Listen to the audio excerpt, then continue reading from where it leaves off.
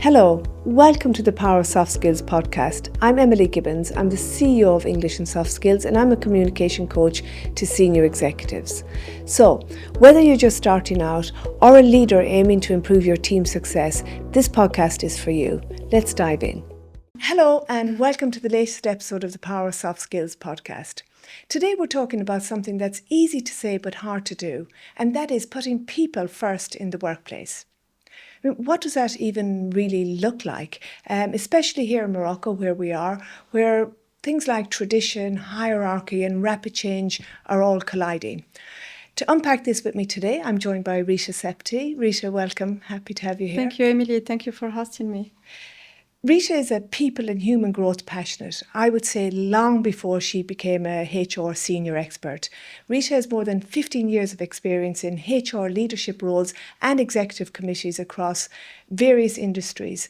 Today, Rhita supports both organisations and individuals as they navigate leadership, career transition and human-centered transformations. Rhita, once again, welcome to the podcast today. You certainly are a multitasker, and I'm very happy to have you here. And I know the topic we're talking about today is very passionate to you and something that you've deeply cared about since your earliest days. And let's dive into it. When we talk about the human dimension in organisations, especially as we said in environments where the tradition, the hierarchy and rapid change are coexisting, what does that look like in practice? I would say building a human-centered organization does not mean removing hierarchy. It means making space for connection within the structure. Hierarchy brings clarity and direction, while connection brings trust and engagement. Mm-hmm. So the two of them don't cancel each other out, they complete each other. And the real challenge is to create a culture where structure does not silence people and where connection does not dissolve accountability. It's about designing environments where people feel safe to speak up, to do mistakes, to take initiatives, to be themselves. Right. And I know from your previous experiences where, you did great work in putting people at the centre of an organisation. And I'm wondering, how did that impact, let's say, the organisational performance and also people's lives, beyond their work? Because people do have lives outside of work. What was the impact of it? Yeah, so from my experience, when that really happens, when people feel safe and valued, it goes far beyond performance because they go home feeling better, not drained, and that confidence follows them home to their families, with their lives. And this is how we build human-centered. And when we do that, that confidence follows them home to their families, to their lives. And when we build that human-centered organizations, we don't just improve business, we elevate lives. But at the opposite is also true. So when people feel invisible or diminished at work, that way it follows them home too.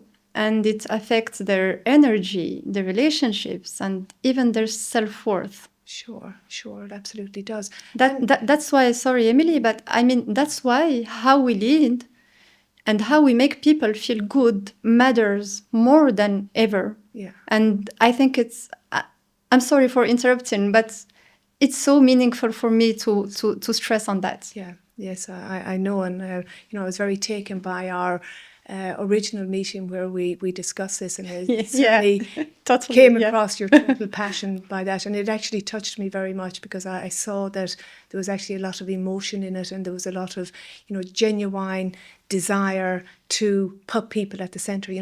It's not just the blah, blah, blah, it's actual doing, and it's quite remarkable. It's a responsibility. Right, yeah. Yeah, it's a huge responsibility. But I'm wondering, when we go back to what we spoke about at the beginning, the hierarchy and all the rest of it, what about the organisations? Because it's a huge shift, isn't it? How do the organisations balance the hierarchy and the human connections, especially in this culture? It's historical. Yeah, this shift is relevant for sure, but everywhere, not only in Morocco. So because leaders are moving from controlling tasks to enabling people.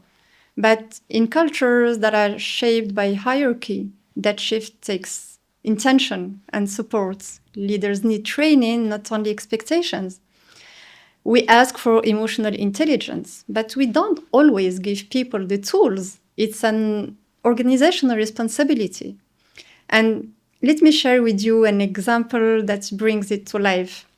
I remember a team leader in a large call center I was working for, which was a life-changing experience for me, by the way. She was not the loudest, she was not the most vocal, but she had a quiet strength. She listened, she gave thoughtful feedback, and made her team feel seen and valued. Within months, her unit had the best retention rates, the highest engagement, the best performance, and people were asking to join her team. That's modern leadership for me. Clear expectations, real connection, and shared ownership. So yeah, I think that's great, the example that you gave, and I think we need to see a lot more of that in organizations. But from my experience working with organizations, soft skills are often undervalued. And I wonder, how can organizations, cultivate things like emotional intelligence, active listening, and empathy, not only to strengthen the leadership, but also to build, more resilient and engaged teams? Emily, we still call them soft skills, like, if they were optional or nice to have. But over the past decade, something has really shifted. We've seen that technical expertise alone is not enough to lead. It's not enough to retain talent or to navigate uncertainty. Because human skills like empathy, active listening, emotional regulation, and real-time communication, they have become the real difference makers. But here's the question. These skills won't grow on their own. If you want to make them real, organizations need to treat them as strategic assets. And it's not a slogan. That means integrating them into training, into performance reviews, into leadership development programs, and most importantly, into how we reward and how we promote people. Because culture does not change because we say that soft skills matter. It changes when we show that they do. Are there any particular soft skills that you would recommend any person or anybody in looking to develop? Is there anything you'd recommend to them? I will answer this question from a really deep and personal perspective. I think resilience is really important. One of the most powerful soft skills for me is resilience. Resilience, active listening, listening without judgment, and empathy. Empathy is powerful. And like in parenthood, I think this kind of skills, no one taught us at school about them. But the same way as when we become parents, we're not born as parents and we're not born as leaders. But we learn these skills and we know about their worth while practicing them. And I always say to my kids that, yeah, I'm the mother, I'm the parent, but I learned from them much more than I could teach them. Sure. And it's exactly the same thing with my teams. I've always learned much more from my teams than I could myself teach them. Absolutely. And I know that what allowed me to go into that is soft skills. Right. And from your, big experience in human resources and, in fact, having studied it as well, have you seen a shift in the mindset within the companies you've worked in and within your experience of, prioritizing the need for soft skills as much as hard skills, or is there still a battle? I think there is no... it's not a black and white answer. Yes, progress has been made, and we can see it within the organizations. We talk more and more about soft skills, but depending on the organizations, depending even within the same organization, depending on teams, and once again, depending on leaders, you can have different experience and different importance given to to these soft skills. But I mean, in general, from my experience, I think there is a progress. There is much more, like a call of conscious about the power of soft skills. Sure. But once again, it should not be only, an idea or a slogan or a PowerPoint slide. It's once it is really showed and integrated into management systems and performance system management, then we can say that it really makes difference. Wonderful. Rhita, if we go beyond job security and status, what truly drives people's sense of well-being, sense of belonging and engagement? And how does that translate into, let's say, stronger organizational performance? Thank you for bringing this. Let's be clear. Job security is essential. It's a basic need, and no one can thrive in fear. Status matter too. It's a form of social recognition, and we all need that to feel valued. But let's ask the real question. Are these enough? Enough to keep people engaged, to help them really perform without burning out, without disconnecting, without slowly fading inside? Because today, behind stability and titles, there are too many silent struggles. People who stay but stop believing, stop growing, stop hoping. Should we settle for that? Or should we finally admit that work can and should offer more than safety, more than recognition, but respect, dignity, and yes, fulfillment? That's not naive, that's not idealistic. That's what people deserve, actually. Human right, a basic right that we all deserve. Yeah, definitely. We all deserve it, but we've not been trained. We didn't feel, the permission of expressing it. And that translates into frustration, burnouts, bore-outs, and kind of suffering. Right. This is not a luxury. This is just the new standard. And yes, employees should start expecting it, demanding it, and creating it. Right. I'm going to be a little bit controversial here, but do you think HR in Morocco is ready to be a strategic driver of people-first transformation? Or, is it still seen as administrative and a compliance-focused function? Sorry to all the brilliant HRs that I know out there, but it's a perception. Yeah, that's a good one. And there is not one single answer to that. It really depends on how you approach it. So from my perspective, HR stands at a crossroads. On one hand, it's still too often perceived as the department of policies, payroll, problems, layoffs, disciplinary, reactive, overloaded, stuck in compliance. But on the other hand, HR holds the key to transformation. Absolutely. Because no cultural shifts, no innovation, no resilience is possible without people. So for me, the question isn't, is HR ready? It's, are organizations ready to let HR lead? Yeah. Not from the sidelines, but from the core. Not as a support function, but as a culture shaper.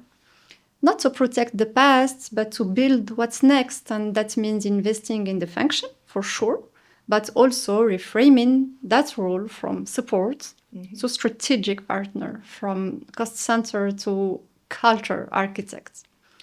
Because if we want a people-first transformation, we need HR at the table, and not only with a report, but with a voice. Yeah, I mean, I totally agree. And, I do want to, put it out there that I'm working with and know many brilliant HRDs and human resources functions that are really, driving this. And I do understand there's a long way to go, but I really want to, give my respect to all those that really are making a huge effort to, put HR at the centre and drive change and put people at the centre too. And of course, when we talk about people, we're now talking about a new generation of people who are entering the workforce. Welcome our Gen Z, but they are entering the workforce, and their expectations are so different. I'm wondering, there's several generations now. There's several generations in the company. I'm wondering, how are organizations adapting or, resisting, if you like, a shift? But it is a shift, isn't it?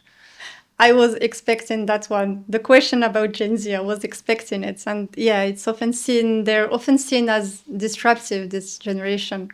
But all they do is holding up a mirror. They question what doesn't make sense anymore. And they do it openly because they've grown with platforms, social media that normalize speaking up, naming the problem, challenging the system. And let me tell you, what they ask for is not radical. It's deeply human. Mm-hmm.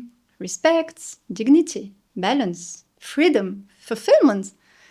Things that previous generations often didn't feel that they had the right to ask for. And that's what we've been saying earlier. And millennials, meanwhile, are really stuck in between. Mm. They were told to work hard, to climb the ladders, and to be grateful. And now many are reaching leadership roles and wondering why. Why, after all that effort, something still feels missing. They're burning out, pivoting, rethinking everything. But this is not a crisis. This is a call for organizations to become more conscious. Each generation, in fact, brings something to the table, something powerful. Gen X, for example, they bring experience. Millennials, they bring resilience, adaptability.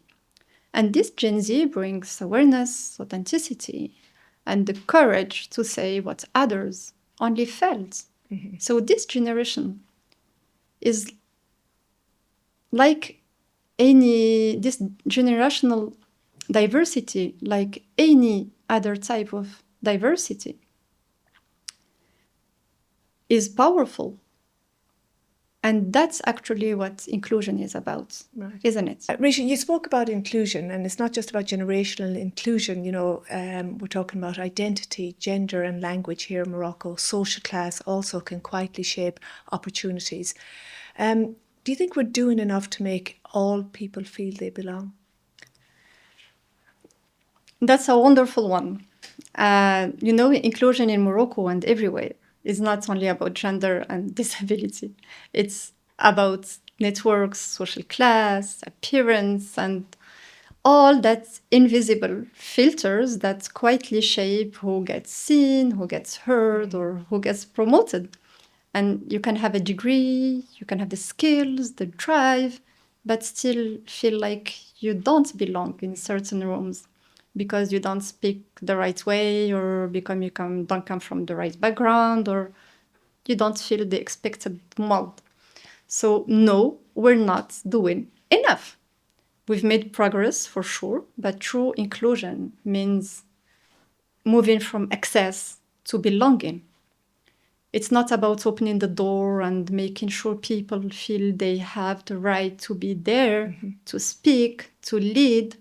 And that requires intention, not just a matter of quotas or reporting.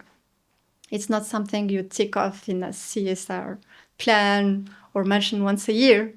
It's a culture, it's a mindset, and it's a daily practice and commitment. Rhita, I think there's just so many topics that you covered there, and so many topics we could cover, but we are coming to the end of today's conversation on, human dimensions in organizations.